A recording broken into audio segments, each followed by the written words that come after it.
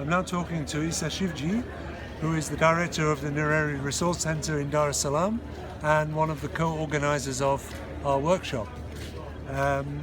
Issa, can I ask you how you found the workshop and where do you think we should go from here?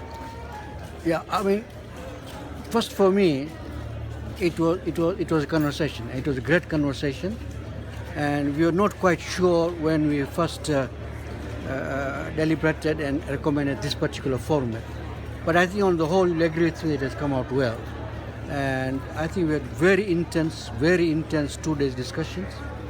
It's that, of course, all of us are happy with it, but we should not stop here. This conversation must continue on a sustainable, constant basis. Because this conversation, not only you are exchanging information, but you are also building camaraderie. And that is actually important for progressive forces today. Okay, and what have you taken from this workshop? You think is the most important thing that you've taken from this workshop? I think one thing that I've taken is that, to put it very shortly in 2 words, what Wamba would say, people think. Neoliberalism had taught us not to think, only to act. Yes. Okay? Okay. But because so people do think. They don't take action without thinking.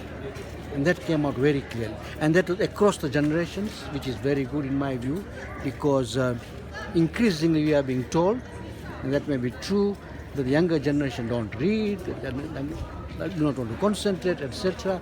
But I think this workshop worked out that they do agonize over issues. They are groping for answers, okay? And I think that is a good start.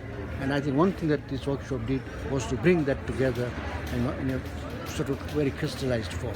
And so many of them seem to be very heavily involved in activity of various kinds. True. They're quite involved, very involved in their own way, in their own places, which is of course very good, excellent. And it seems to me that, of course, a learning process, you see, because as Lenin said, that when you involve these, they're schools of struggle, okay? And that's how I see them, they're schools of struggle. And let me finally ask you about ROAPE, the journal Review of African Political Economy, and you made a comment about it being, your view of it being that it's a little too academic, and it's been a little too academic, and how do you think it could change? Yeah, I didn't say it is a little too academic, you know, I said it has become increasingly because academic. When it started, it was not like that, okay? Now I can see the constraints, okay?